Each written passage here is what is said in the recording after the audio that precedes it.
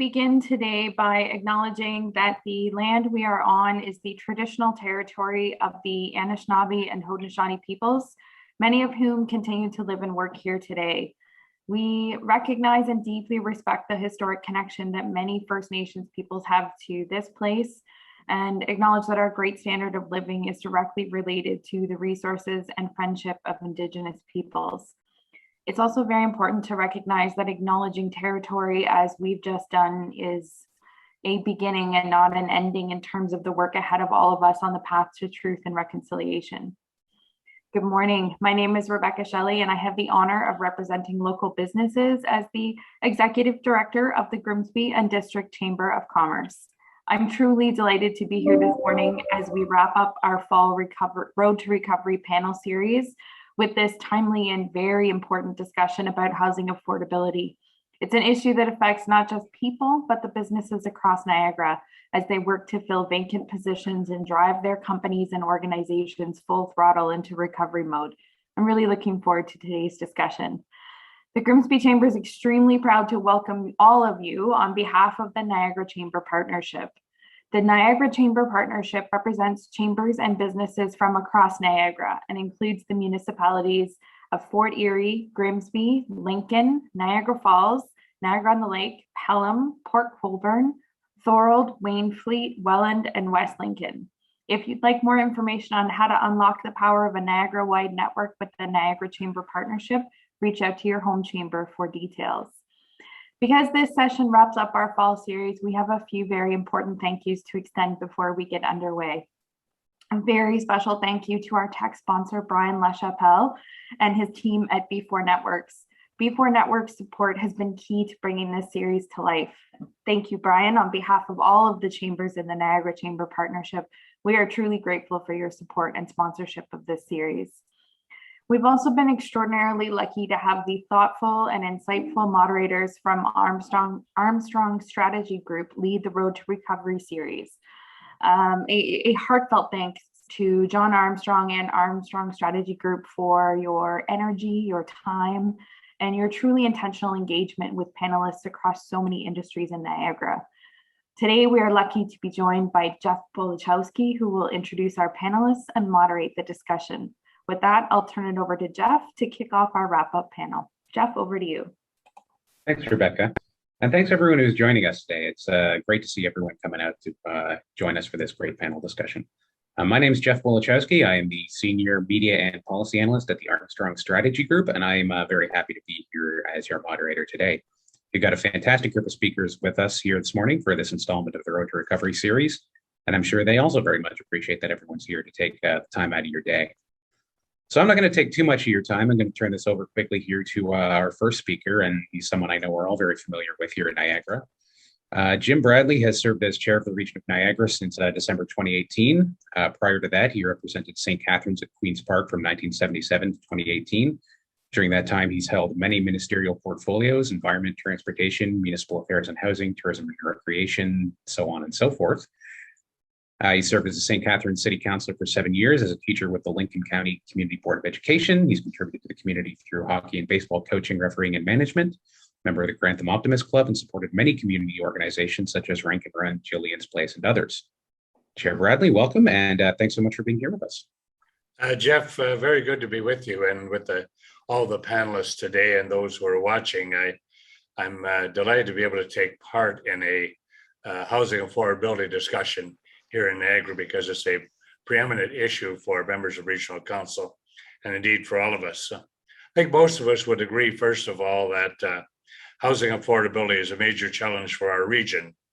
But it's important to note, I think, that it's impacting virtually all parts of Ontario now, and most parts of the country as well. So we're not alone in that. It doesn't do us any good to, in terms of making it easier for us, but there are others who are looking for solutions, as we are, to housing affordability situations right across the country. One aspect that is driving Niagara's real estate market, as everybody knows, is our proximity to Toronto. Niagara was recently described to me as Toronto's affordability solution. And I think that's really what it is for a lot of people who are looking to Niagara and other places outside of Toronto to solve their situation. As more individuals from the GTA come to Niagara and drive up home prices, the impacts cascade down into the rental market, pushing those who traditionally could have afforded a starter home into apartments and drastically raising the cost of rent. This in turn pushes more residents to a point where they cannot find affordable rental housing, putting more pressure on subsidized units. And while the government certainly has a role to play in ensuring everyone has a place to call home, we recognize as well it will take all of us working together to make this a reality. This includes the municipal, provincial, and federal governments, as well as the private and non-profit sectors. And we're very fortunate here in Niagara that we have some very top-notch home builders who provide the stock, who do the building themselves and provide the stock for us. Government doesn't have people who go out and actually build these homes. It takes very skilled people to do it. And we are fortunate in Niagara to have those companies that are doing an excellent job in that regard, and they play a central role. The Niagara region is attacking this problem on a number of fronts, with the first thing being an effort to increase the stock of rental housing through Niagara regional housing. Since taking office, this term of council has made a significant direct investment of nearly $20 million into building affordable units across Niagara. In addition to the contribution from other levels of government, nearly $49 million has been invested into the construction of reasonably priced rentals across the region. And although this investment represents a net increase of 229 new units, the wait list for affordable housing is still very significant. To put this in context, over the last 15 years, over $106 million has been invested from all levels of government, creating more than 930 units, and a lengthy wait list still persists. What I think is encouraging is that the federal and provincial governments, which had withdrawn to a certain extent during a certain period of time from the housing situation, are back in it, both the federal and provincial government. And I have the opportunity to work with, as we all do, two ministers who I think are very concerned about affordable housing and know us in Niagara and our needs. Federal Minister Hassan has met with us here. He's been down in Niagara, and he now has the title of Minister of Housing nationally.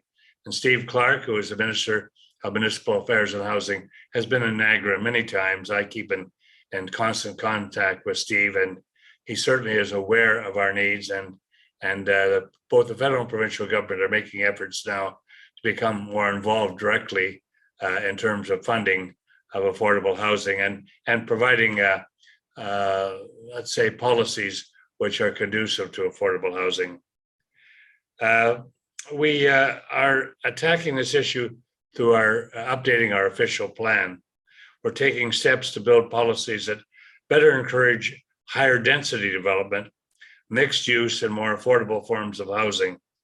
Ensuring a balanced approach to affordability, growth, and the environment will play a central role in our new official plan. And we're seeking input from everyone, whether it's those who are directly in the business or the general public, on our official plan. Increasing the stock of the right type of housing will have a positive effect on the challenge of affordability.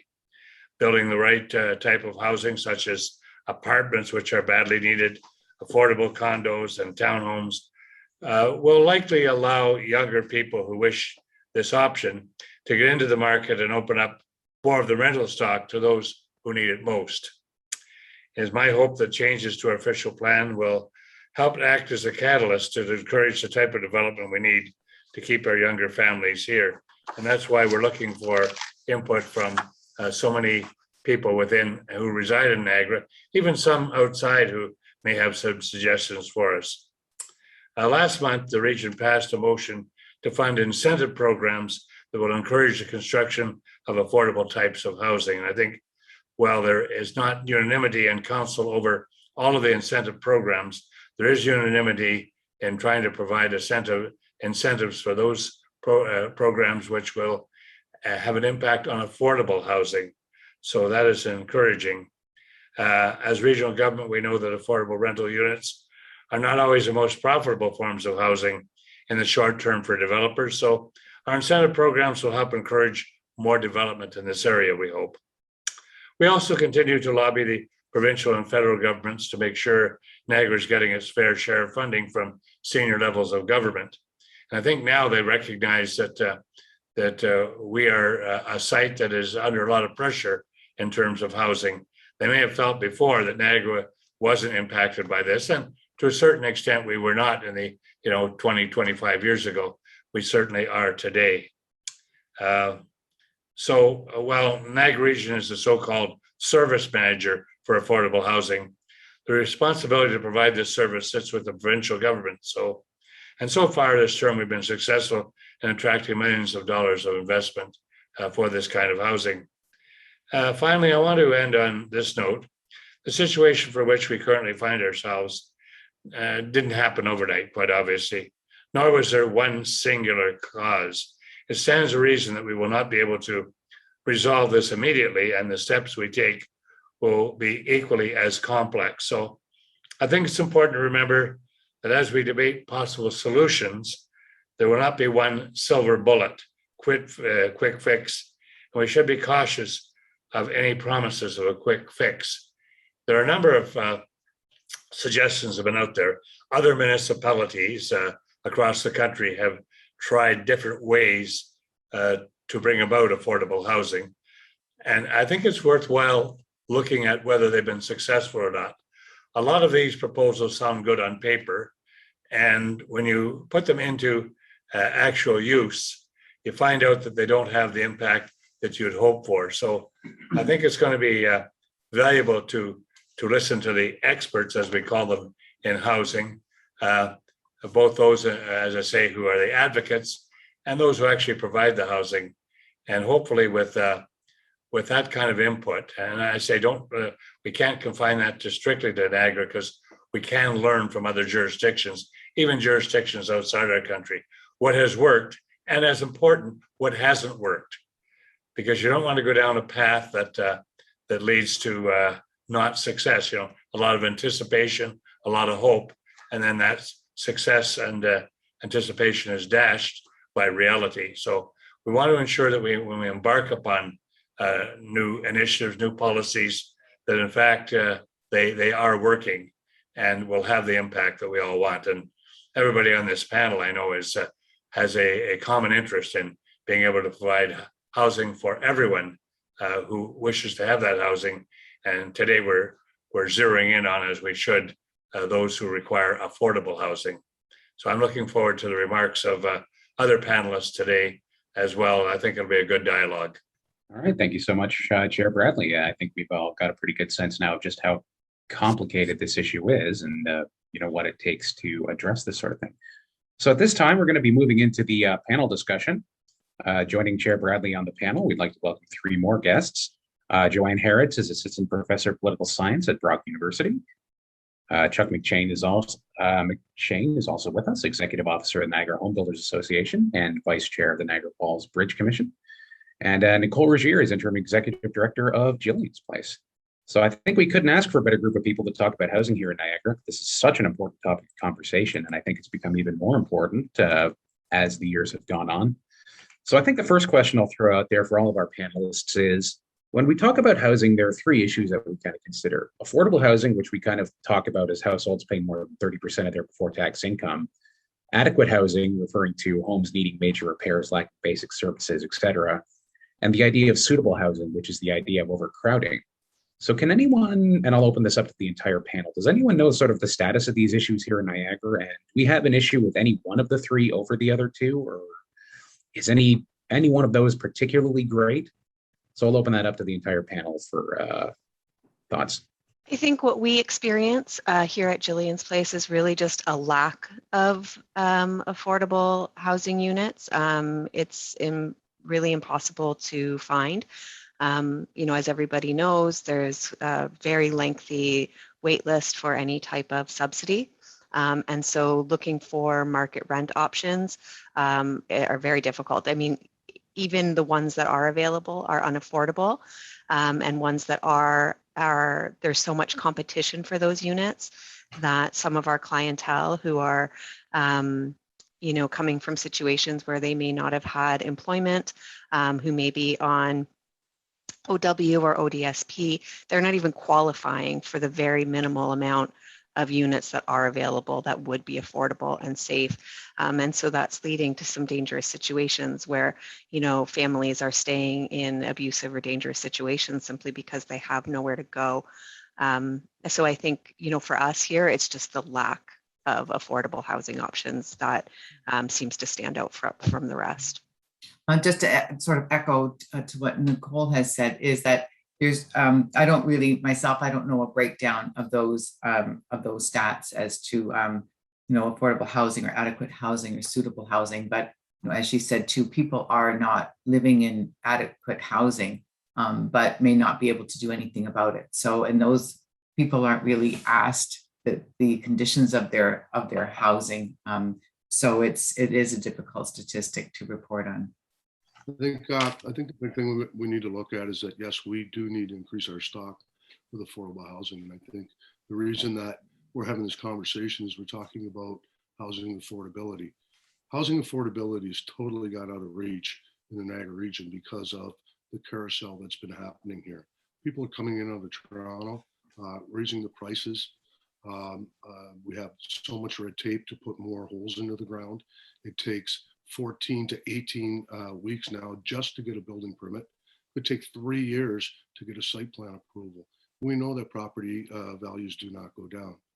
We also believe that our industry can build and work to build some more affordable units.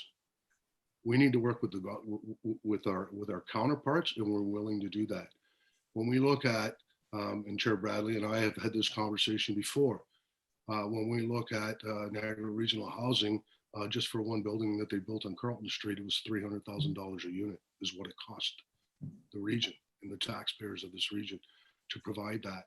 When I bring that back to our builders and our developers, when we take into the consideration, there's no development charges. Generally, there's no land charges for that. It's regional property. I think in order to get more affordable housing, we need to, first and foremost, the regional government should, and the municipalities should be working with members of our industry. We're the pros, that's what we do. We're willing to help. But keep in mind, it still has to be able, we still need to make money. And if we address, but then we go back to the housing affordability issue, if we address a lot of the red tape and the delays in permitting, we're going through it, and now we're going through a new OP that's sterilizing even more land, which is increasing the land cost. Keep in mind, in the next 10 years, we have 64,000. That's our population increase in the next 10 years. That's what's projected by the government. On average, we need to build 2,750 new units just to be able to accommodate that population. And the higher the costs go to put these units into the ground, the more affordable housing we need. We need to stop the carousel somehow, because it's a big carousel. Our kids are going away to university, they're coming back, they're getting on the carousel, and then somebody from Toronto comes right behind them, it kicks them off the carousel, and they head up somewhere else where they can afford, where we can, where we can actually move forward. And we need our youth. Our youth is what's going to drive us. They're the ones who are going to pay our taxes. They're going to pay our bills when we retire, when we get older. So there's a lot of moving parts to this, but I believe our industry certainly would welcome involvement in that, and to make things more affordable. And there's two different types of affordable. Housing affordability, which is the taxpayer's obligation. Every one of us has to pay for that, right? That's out of our taxes, all right? And we know there's so many people in need, and we're here to help. we're going to need more affordable housing as we get housing affordability is even that much more out of reach. So, Mr. Chair, your thoughts? Yeah, we have to look. We certainly, when you're looking at the issues, affordability is one that stands out. We have a very low vacancy rate here. I think about 2.5% vacancy rate. A one bedroom average, I think, is $1,215 for renting. And if you think of Ontario Works pays a monthly $733. So you can see there's a significant gap there that has to be made up. And that is where all levels of government play a role. And we have a lot of seasonal type jobs in Niagara, which means that the income that people are going to get is not always as high as they might be in other parts of the province, particularly Toronto. So previously we looked at, oh, well, everybody wanted, and I can recall back when I was on St. Catharines City Council, all that council was prepared to entertain sometimes when new developments are taking place were single family homes and with 60-foot frontages. Developers at that time were saying there's a need for multiple kinds of housing. And when you put together a proposal, they said, we would like to include apartments, townhouses, duplexes, and single family as part of a development. And early on, there was a lot of resistance to that in those days, where residential groups, ratepayers groups within an area were always opposed to anything other than what they had, and that was single family homes with a frontage of either 50 or 60 feet. And for a number of years, that stifled the opportunity to provide different kinds of housing. I think there's a recognition now that there is that need, and certainly the private sector is able to provide that in terms of the skills they have of providing different kinds of housing if the conditions are right. And certainly if you're in the private sector, a motivating factor, as it should be in a free enterprise system, is making a profit on it. So that should not be looked at as a negative. It's part of doing business. But we have a responsibility to ensure that there's affordable housing, and that's where some incentives can work. Financial incentives particularly can work. Also, it is incumbent upon us to try to deal with the situation that Chuck has described in terms of the timing, and because time is money, and time is important as well as because of the pressures that are there, of how we can speed up the process while still making it a reasonable process, one which protects the environment and everything else. I think that if we can find ways to speed that up, that is extremely helpful.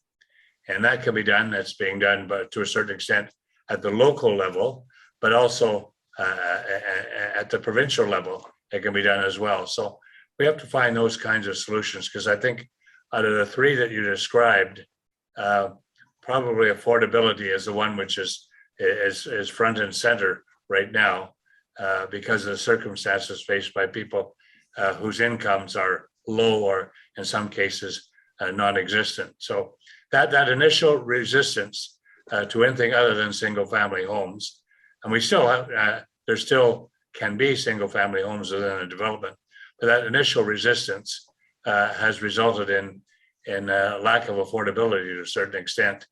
And I think we have to listen to those who are making those proposals and saying, look, we've got a development with all of these components. Please don't block us when we are trying to provide a solution for you. And I think, again, we can work together with the private sector and the nonprofits in this regard. A lot of municipal planning comes out of dictates from the province, and we've seen the province in recent years place a lot of focus on intensification as part of affordability and housing strategy. And as Chair Bradley mentioned, we know there's often a challenge with that in terms of neighbors expressing the occasional anxiety about the idea of increasing densities or adding affordable housing to the community. So I'll start with Chair Bradley for a bit of a specific question here. What can local government do to help mitigate the concerns that residents have with the idea of adding intensification to their communities in terms of helping our housing mix? I think that local representatives simply have to tough it out and explain why this is necessary. Before, I think it was easy to acquiesce to those who were negative about that kind of housing coming in. I think we have to put out and I think some more people are recognizing now, even those who are in existing neighborhoods where, adjacent to that neighborhood, you're proposing different kinds of housing. I think they recognize with members of their family who are going into the market that they need something other than what exists at the present time to be able to get into that market. So I think there's a better understanding in the public, but we who are in elected office have a role and responsibility to play as well. We should try to make deal with pre-approvals, things that are shovel ready, for instance, and that's a role we can play along with the private sector. We could pre-zone a lot of areas for that. Before you get into places where there's an existing neighborhood, but I think we have to stand up to that, and it takes a lot. NIMBYism is certainly one problem. Mm. And that is something, again, you have to tough that out. And I think many municipal councils today are doing that compared to what would have happened, a generation ago, where they would have simply acquiesced to those who said no to anything other than what they already had. But I think that fact that members of their family, younger members of their family, are needing that kind of housing is there. Also, we have a number of seniors who want to downsize and go into a different kind of housing.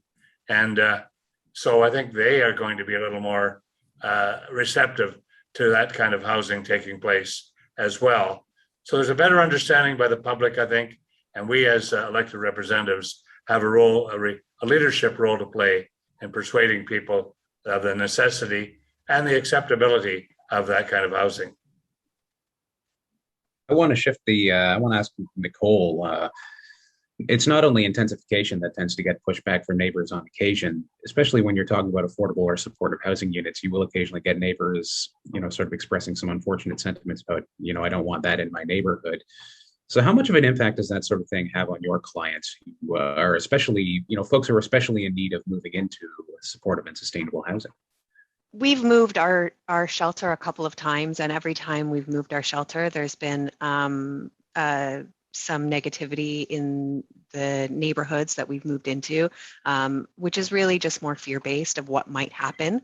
And, in every case, when we move in, the neighbors are quite fine. We're it's not a location where we have people showing up in the middle of the night, or, it's quite safe to have us in your neighborhood. And I think our neighbors will attest to that. When we have clients who are looking for housing, it's not like they're going and looking for housing and saying, I'm coming from a women's shelter and now I need this apartment. So, I don't know that there's any sort of discrimination based on the circumstance, but it's really more about the income, or if you have a single mom who's on OW, who is in competition for an apartment with somebody, maybe a two-parent family, they both work, there's going to be that competition, and our clientele who are on, Ontario Works or ODSP, they don't stand a chance. And it's like a supply and demand situation that we have here too, right? We saw an apartment we were trying to help a client get into, and because there was so much competition, we saw the following day that they had relisted and increased the rental price. And so, you see that in homes, you see bidding wars when people are purchasing homes, but now we're finding that in the rental market as well. There's actual bidding wars on rental units, which is creating a whole other level of issue for, our clients who are looking for apartments. But again, I don't feel like it's really discrimination based on the circumstances that they're coming from, more about, the circumstances, their income, and maybe marital status or whatever that are providing more problems if they're in competition for property.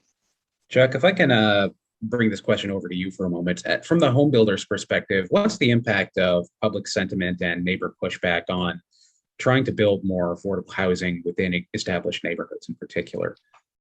Well, I mean, I can go right to Nicole on this. We have a builder developer in Grimsby that actually raised a lot of money walking her shoes for the last couple of years.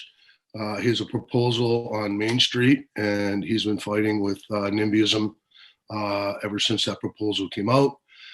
There is a heritage building on that property, which the proposal was to move that whole heritage building forward and give it to Gillian's place to use and completely fix up. And in behind that, to build a two-story multi-use building. He's almost ready to walk away from it because of the NIMBYism, and he wants to help. And we see the NIMBYism every single day, and it doesn't matter what town you're in. And the hypocrisy, the people that they've got their big fancy houses, but they don't want anybody else to have it. I mean, I live in Niagara Lake. Let's talk about NIMBY city number one in the region, but it happens everywhere. And what we need to do, and as a region, we need to snuff out NIMBYism. And that's what's creating a lot of the problems.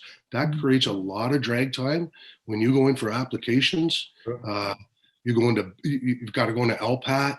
It takes 2-3 years to get through LPAT, and you still have to have your site plan approval. It could take 5 years to get something in the ground. You know, we need to educate. I got to use the word, the hypocrites. We need to educate them and say there's no room for this in Niagara. There's no room for NIMBYism. We're all the same people, right? We're here to create a dream. One of the most important things in someone's life is to have a great family and a home, someplace to call their home. And NIMBYism is putting stop signs up everywhere. And Chair Bradley, I'll reach out to you on this. We've got to do some education on this. It makes Nicole's job harder. It makes everybody's job harder. And there's so many people out there that need help. And so many people that say, yeah, we're willing to help, but we don't want it here. Take it and put it up on top of the hill, right, Nicole? That's exactly what they said at the public meeting. If you're going to do that, you take it and put it up on top of the hill. We don't want that in our town. Yep. We don't want NIMBYism in our town, and we don't want hypocrites. We're all live here together. And we have to show, Chuck is correct in that we have to show examples where it's worked as well. You know, there's a lot of fear about something we don't know and we anticipate is going to happen.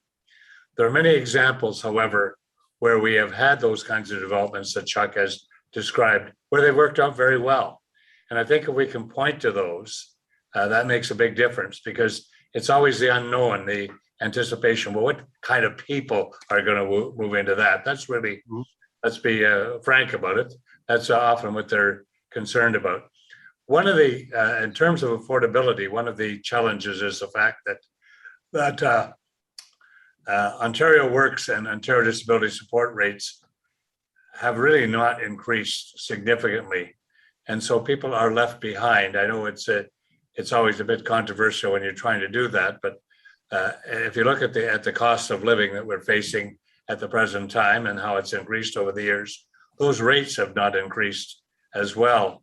And so that keeps a lot of people out of the market. And we see the evictions taking place. They're a big problem now. You keep hearing about renovictions, they call them, and other evictions. And there are going to be times where it's legitimate for an eviction to take place, where the tenant simply is destroying things or making it impossible for everybody else in the development. But there's a lot of renovictions taking place now where people are moved out and they have a hard time finding accommodation. The region can also help with secondary plans.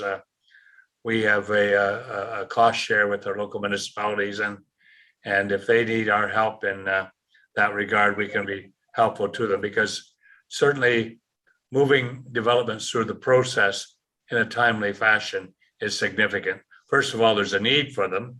And second, the people who are in the business will tell you that time is money.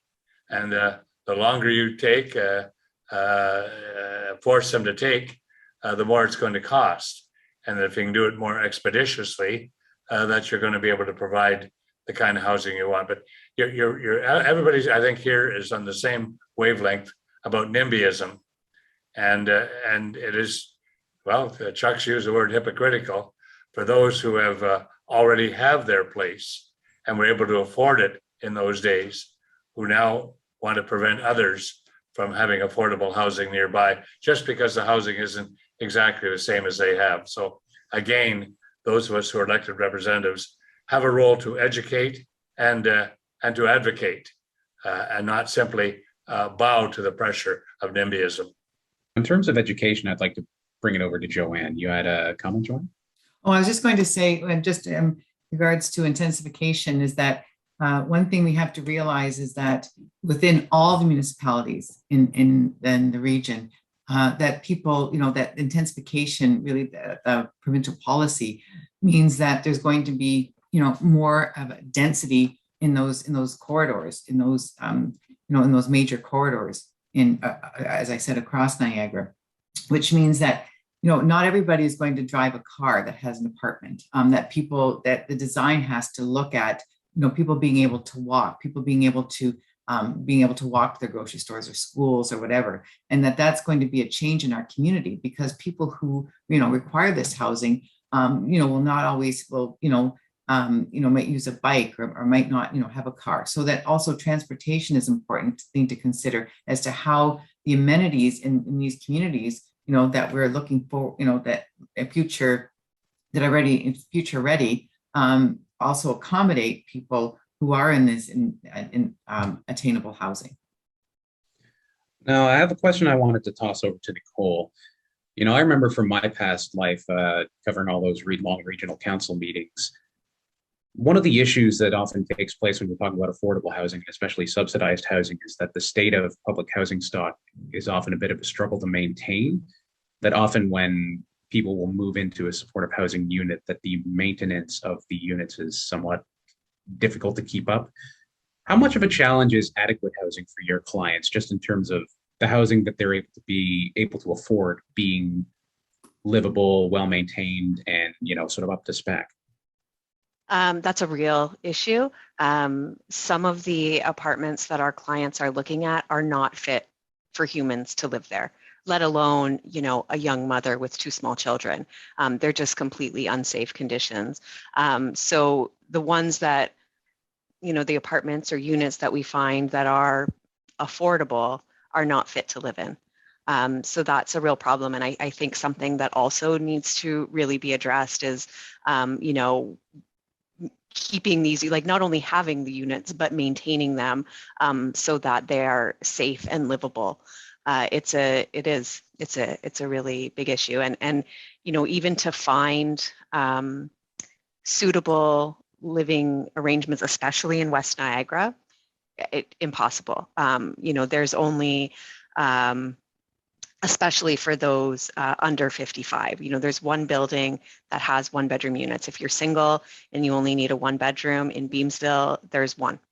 In Grimsby, there are no affordable housing options through NRH. So, they're looking, and to Joanne's point, people who have lived and have lives maybe in Grimsby have to move to St. Catharines just to find somewhere to live.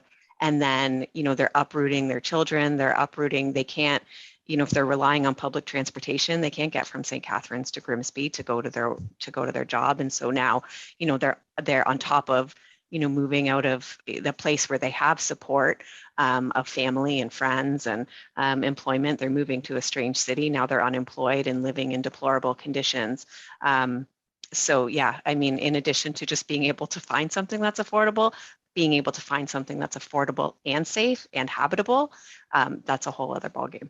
Mm-hmm. So I'll throw over to Chair Bradley here, just acknowledging that affordable housing is in large part a regional responsibility. I've sat in on enough regional budget meetings to understand the tug and, the back and forth between the importance of service delivery and the challenge of keeping things affordable for taxpayers and ratepayers. So how can the region address this issue of not just the availability of housing stock, but the adequacy of the housing stock for those who are the most vulnerable in Niagara? Well, this is where we have a role to play in advocating with senior levels of government. As I mentioned, there was a period of time when both the provincial and federal government decided that they weren't going to be directly involved in housing in terms of providing financing. We have a role to advocate, and I think that the general public has a role to advocate for providing that kind of funding. And I must say, in recent times, both through Minister Clark provincially and to Minister Hassan federally, those kinds of dollars are flowing. It's also important that Niagara get its fair share. There are other municipalities that can appear to be worse off than we are, and perhaps they are in some cases, but I don't think we should ever stop advocating. And it's been effective, I must say. There's a sympathetic ear. It doesn't always follow with dollars and cents, and also policies which can be helpful. Again, I go back to the fact that people in the lower echelons who are reliant upon the Ontario Disability Support Program or Ontario Works really haven't had the amount of money they have available to them keep up. And that has put them even further behind the eight ball in terms of affordability. So advocacy is exceedingly important for us. And we do it through the Association of Municipalities of Ontario, and we do it through the Federation of Canadian Municipalities, both. And we have representatives from our regional council who sit on both of those particular bodies. And I think you will find a consensus among municipalities because when we get together and we discuss things together, we as a collective and as municipalities can have an impact in persuading the senior levels of government to provide that kind of funding particularly for people at the very lowest end of the income level who are struggling very much, have always struggled, but are struggling very much in the reality of the new market that's out there. Pivot to Chuck for a moment, just in looking at things from the perspective of home builders. When we're talking about building both affordable and adequate housing, how do we sort of square that circle of housing that's both affordable and physically high quality housing that's able to sort of maintain its value and maintain its sort of integrity? How do we build a business case for that? First and foremost, we do have a building code and it's very, very stringent. Doesn't matter whether it's built by Niagara Regional Housing or by one of our members. So for sustainability, there's the building code that has to be followed. It's like I say, it's no different. Niagara Regional Housing they can say, okay, well, this is for regional housing, so you don't have to put 2x6 walls in, you're using 2x4 walls. Not how it works. Has to be Energy Star, has to be energy efficient. How do we do it? It's the process, right? And I mean, we know how it works. The government is meant to run the government, all right? Most of the times I say to them, how do we get more affordable housing? Housing affordability? Get out of our way. Let us do it. The region doesn't tell GM how to build their cars, all right? That's mandated by the provincial government. We can build the sustainable housing. Does it have to have all the bells and whistles? I don't believe so. None of us started in homes with all the bells and whistles, all right? But it has to be comfortable and it has to be sustainable and it has to have that feeling where people feel like they're home. They're in a safe place. Today's world, a lot of people need that. Can we build it? Absolutely, we can. Jeff, at this point, if I can ask Chuck, because this is an old saw that comes up all the time, and I want to see if Chuck, and he will comment on it. There are a lot of people who have new solutions, and one of them they float all the time is inclusionary housing. And I'm interested in having Chuck tell you what he thinks of inclusionary housing, because some people see this as a panacea, and Chuck has qualms about it that he thinks don't make it a potential solution. So Chuck, sorry to take over, but I really think we should hear from Chuck on that, because as you know, Chuck, it's floated many times. I'm happy to hear from Chuck on this, but I'm going to pivot to Joanne after Chuck gives us that answer. Okay, so Jim and I have dealt with inclusionary zoning actually back when he was the minister. I think it was 24 hours after he was named Minister of Housing and Affairs. His very first meeting was with me, so welcome to the ministry. However, we discussed inclusionary zoning. And when we look at inclusionary zoning, what we need to understand, okay, is whether we take a building, right, a 6-story building, and one of the floors is meant for, say, lower income and is subsidized. Well, it's subsidized by the builder and the developer. But we also look at the other 5 floors subsidize that. Right. And that's not fair to the people that are buying the units. Right. Just like when we go in a subdivision, if you look at a 10, say it's a cul-de-sac and there's 10 houses there, and the developer builds them, and then 2 of them are affordable housing, the other 8 homes are paying that extra to subsidize that. I've always stated, and I stated it earlier on in our conversation, affordable housing is an issue that every one of us needs to be involved in. That's our obligation as citizens, whether we pay more in taxes or whatnot. And, we hate that dirty word, but that's the way it should go. It shouldn't be subsidized just by certain individuals. That's got to be subsidized by the public as a whole. That's where the issue lies with inclusionary zoning. I'm getting the same unit as the person on the first floor, but I'm paying $100,000 more. I don't think anybody on this call would agree with that themselves. That's why the situation has to be, if there's buy-in, if there's, reduction in development charges and whatnot. Keep in mind, folks, every home that's built here and every condo that's built in Niagara and every townhouse that's built here in Niagara, on their development charges, the new home purchaser kicks in just over $3,000 to regional housing, just in the development charges. That's before they even pay their tax bill. So, the new home purchaser is kicking in on that day in and day out through the development charge process. So when it comes to inclusionary zoning, if there's a system that works, that doesn't make the other units pay more money, let's figure it out. But nobody's come, Jim, we've talked about this for how many years now? 10? Yeah. Nobody has the answer. Well, hopefully Joanne may be able to help us shed some light on some of these topics. I know, Joanne, you published a report recently entitled Looking Ahead and Looking Up Affordable Housing in Niagara. You projected we're going to need more than 67,000 more homes in Niagara by 2041 just to meet the needs of our population. That's a lot of homes. So what do you think is what do you see as some potential solutions that are being overlooked to help meet that demand? I don't really see the things that are being overlooked. I just see projects that are taking place.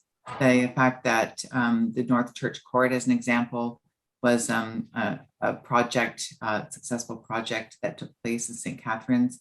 Also, Oakdale Commons, the YWCA, has built a 24-unit supportive housing and housing for families.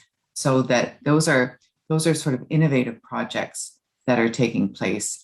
Also, people have to, as I mentioned before, intensification that across Niagara. People have to think about builds that are going to be higher than what they're probably used to seeing. They are going to be more intensive.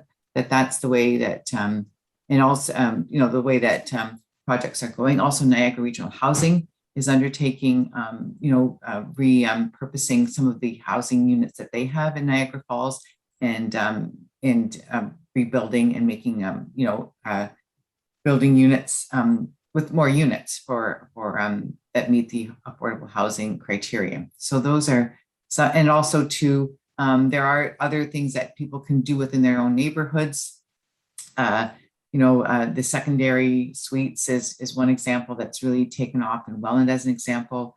So that there are ways of increasing. It's not, some of these are aren't going to get where we need to go. But there are various ways of increasing our housing stock within our municipalities, I should say. So as we go into our last 10 minutes, I think the next topic of conversation that I'll toss out there for everyone is this thought.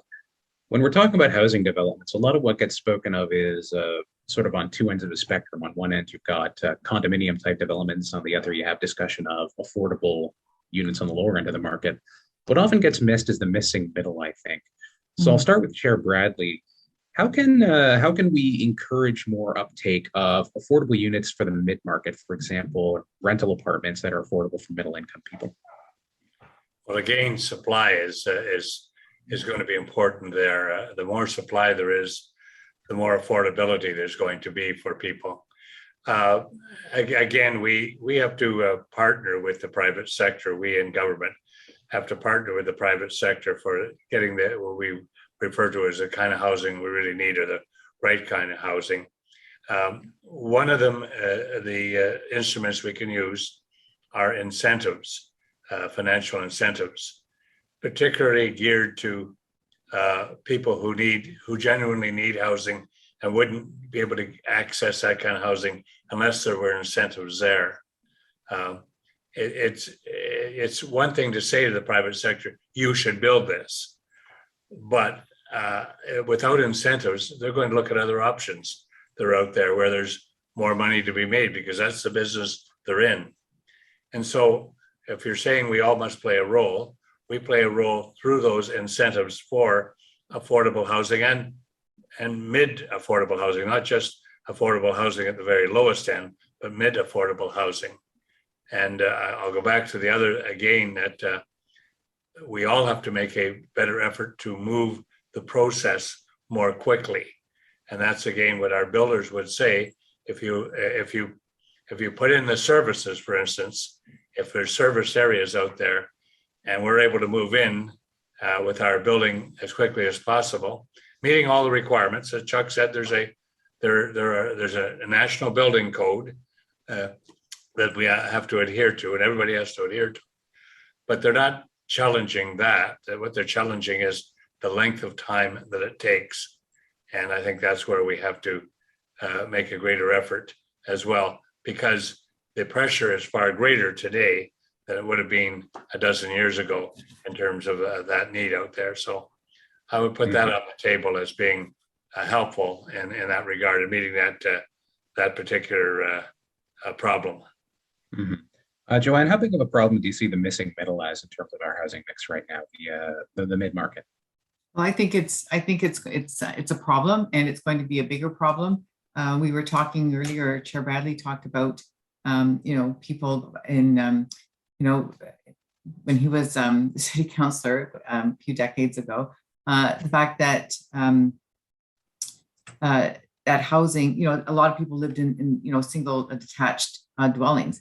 But, people, the whole economy was different then. We see more people now, especially in Niagara Falls area, in the tourism industry, making minimum wage. Even with the increases in minimum wage, that's not going to be enough to really purchase any type of homes. They will be looking for rental units, and that stock is really not there.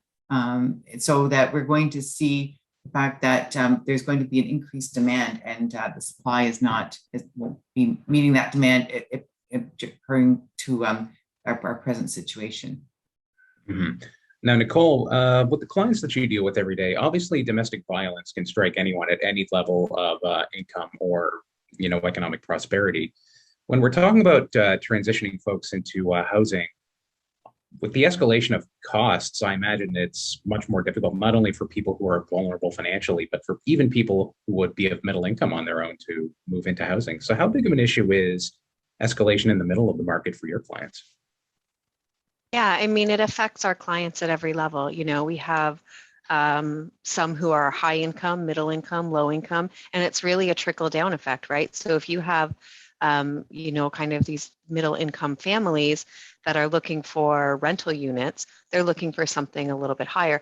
They're taking those units they can't find them in their kind of budget or market. So they're taking maybe something with a lower price tag away from somebody who then can afford that. So it's like this whole trickle down effect that you experience when there's just a lack of available options.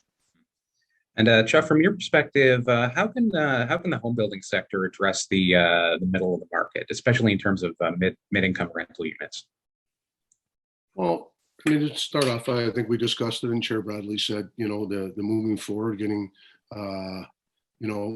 specific site plans on saying, okay, they're shovel-ready projects, just like when the region goes to the federal government for a grant. A lot of them are shovel-ready. Ready, yeah. There's no red tape. There's no red tape. Now keep in mind, because when it comes to buying a piece of property, raw land, the developer can borrow what that property's worth.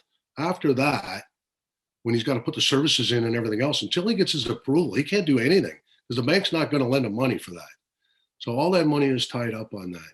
And if we can get that approval process moving quicker and getting the shovels into the ground, 3 or 4 year lag with your money tied up, it's very, very hard on any investor. And I just look at the people around this table. If you got RRSPs, all right, if you see, 3 or 4 years where you didn't make a dime on them, you're probably going to call your broker and say, listen, I don't want these. I want you to find me something that's actually going to make me money. It doesn't have to be 25% on the dollar. But the overhead costs to develop are just incredible. And it also, and we'll go back to the NIMBY, the hypocrisy and whatnot. And, we need to build these units. But, when we look at the hypocrisy, and because I always say this, Nicole and Joanne and every one of us has seen it. I grew up in foster homes all my life. All right. And when we place affordable housing in a subdivision over here, right, those people need to feel like part of that community. But people don't do that. There's the hypocrisy, the NIMBYism. They're still, just because they don't have as much money as you, most kids still need a hug at night. They still need a warm bed, and they should be welcomed into the neighborhood. This is education that needs to go out. I know I sound like a preacher, folks, but I'm very passionate about this. We need to educate the people, right? It's not all about me. It's about us. Yeah, I like that. Yeah.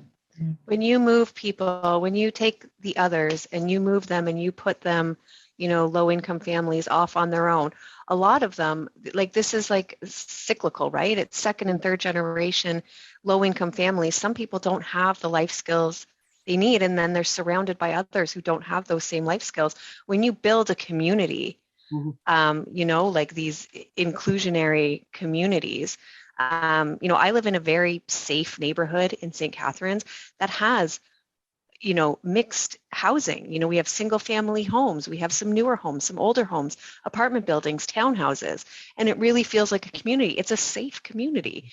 And people just need to get over that feeling of, I don't want those people in my neighborhood. It's inhuman to me to think to take people, human beings, and push them and segregate them as though they're the other. It's really, it's disheartening, and it doesn't, we're a compassionate city, and let's practice what we preach. I agree. Yeah, I think we can all agree with that one. I think we all kind of realize that this is a massive issue. We could probably go on talking about this for 3 or 4 more hours and still only scratch the surface on this thing. Unfortunately, it looks like we've just about hit our time, so I think that may just have to be our last question. So I'd like to thank all of our panelists for joining us today. I think this is a really great discussion. We've really, we've sort of scratched the surface of this thing, and I'm sure we'll continue to talk about it for days and years to come as we all figure out what the solution is to our housing crisis. And thanks to everyone who took time to join us today. It's been great to see so many people come out, engage with these issues. They're important conversations, and they will go on. On behalf of my colleague John and myself, it's been a real honor to engage with the Road to Recovery series. We're looking forward to continuing on down the road to recovery. And we will be back in the spring with the new lineup. So stay tuned, stay safe out there, and take care. Thank you again for joining us today. Good to see you all. Thank you Thank so you. much. Bye. Take care. Yeah, thank you, everyone.